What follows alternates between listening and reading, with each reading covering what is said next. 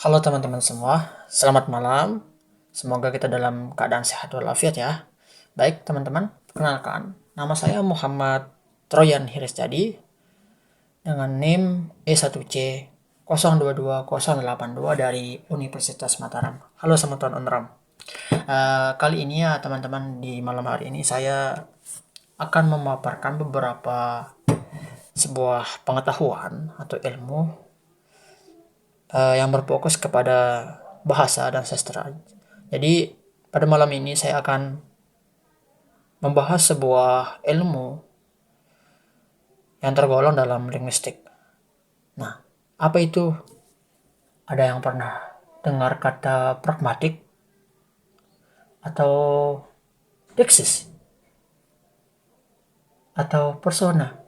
Nah, jadi teman-teman, pada malam hari ini yang saya sebutkan tadi itu adalah bagian yang akan kita bahas pada malam hari ini.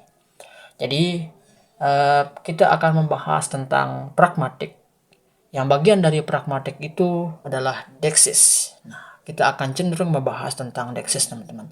Baik, jadi deksis itu, kita perlu pahami dulu nih teman-teman, apa sih itu pragmatik kan?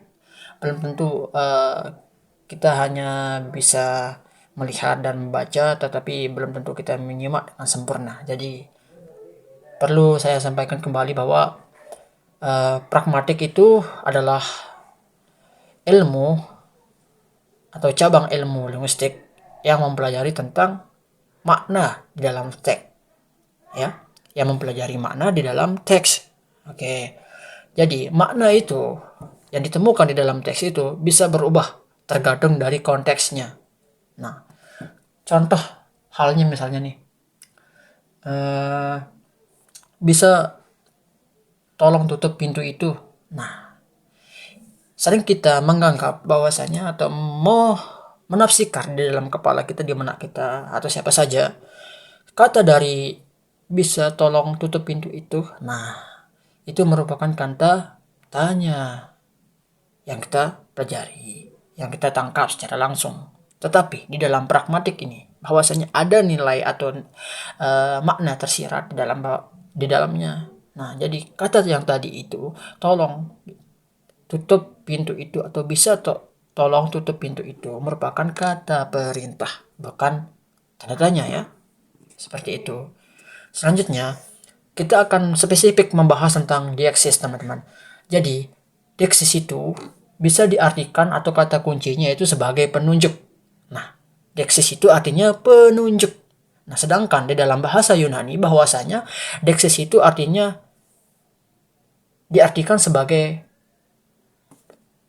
menunjukkan atau penunjukan. Nah, kata Yunaninya yaitu diaktitos, yang berarti menunjuk atau menunjukkan, seperti itu. Jadi bisa kita simpulkan bahwasanya deksis itu adalah ilmu yang berperan sebagai penunjuk di dalam sebuah kalimat. Nah, seperti itu. Baik teman-teman, bahwa kita selanjutnya akan membahas tentang jenis-jenis dari deksis itu sendiri. Nah, deksis itu terbagi menjadi 3 guys, teman-teman semua. Jadi, yang pertama ada namanya deksis persona. Kayaknya tidak asing nih kita dengar. Nah, deksis persona itu merupakan deksis yang berperan sebagai kata ganti orang ya. Contohnya misalnya aku, kamu, mereka, dia, kita. Nah, kayak gitu ya. Itu merupakan deksis persona ya. Selanjutnya yang kedua, jenisnya yang kedua yaitu deksis waktu. Nah, waktu. Waktu itu berhubungan tentang with time ya. Jadi deksis waktu itu diartikan sebagai gimana penutur yang menuturkan bahasa itu melakukan atau berbicara ya. Jadinya deksis itu waktu itu berfokus kepada kapan penutur menuturkan kalimat itu baik secara langsung maupun tertulis, seperti itu ya. Sedangkan deksis yang terakhir yaitu deksis tempat. Nah, deksis tempat ini sangat mudah kita pahami teman-teman. Jadi deksis tempat itu adalah di mana penutur melakukan atau menuturkan bahasa itu. Nah, seperti itu ya. Nah, sedangkan yang ketiga kita akan membahas tentang fenomena ya. Fenomena di dalam kebahasaan yang terkait tentang deksis. Nah, di sini saya hanya mengambil fenomena yang terjadi pada deksis, yaitu deksis yang berhubungan tentang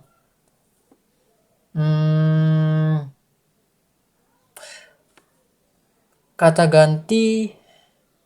Oh, jangan ya. Saya akan membahas tentang deksis yang ini ya, yang menunjukkan suatu tempat. Nah, deksis tempat. Misalnya tadi sore atau tadi siang itu ya, bapak saya gini bilangnya, tolong ambilkan kunci Inggris di sana. Nah, pasti saya dan bapak saya juga itu belum mengetahui secara jelas makna atau kalimat yang diucap bapak saya ataupun saya sendiri yang disuruh. Nah, karena bapak saya itu menunjukkan sesuatu itu tidak secara spesifik atau tidak secara jelas, karena tolong ambilkan kunci Inggris itu di sana. Nah, kata di sana itu belum tahu saya di mana tempatnya, apakah di kamar tidur, kamar mandi, atau gimana. Nah, di situ merupakan suatu fenomena teman-teman, karena saya sebagai pendengar merasa ambigu ya. Saya merasa belum memahami lebih jelas di mana tempat disimpannya kunci itu. Nah, jadi itu merupakan fenomena atau masalah yang terjadi ketika menggunakan deksis yang salah. Nah, jadi perbaikannya teman-teman, seandainya bapak saya mengatakan seperti ini, coba kamu ambil kunci Inggris itu di gudang. Nah, kata gudang itu menunjukkan tempat ya. Tadi semulanya bapak saya mengatakan di sana. Sekarang kalau kita perbaiki menggunakan kata gudang. Nah, jadi deksis yang benar sudah dicapai. Seperti itu teman-teman. Nah, saran saya dalam memahami sebuah deksis pada materi yang sudah saya paparkan sebelumnya tadi itu. Jadi ketika kita akan berkomunikasi atau menuturkan sebuah kalimat, buatlah kalimat itu secara baik dan terarah sesuai dengan KBBI, sesuai SPOK-nya. Nah, jadi ketika kita ingin menyampaikan suatu peran atau pesan kepada orang lain, setidaknya kita memakarkan ucapan itu dengan tertulis maupun secara lisan itu dengan jelas, tidak ada ambigu ya teman-teman. Itu saja. Agar lebih jelasnya bisa teman-teman cari atau cari referensi yang sumber yang lain untuk menguatkan pemahaman kalian mengenai tentang deksis yang merupakan bagian dari pragmatik. Terima kasih teman-teman, selamat malam dan selamat memahami. Apabila ada kekeliruan ataupun komentar mengenai video saya, bisa di komen di bawah ini. Terima kasih. Assalamualaikum warahmatullahi wabarakatuh.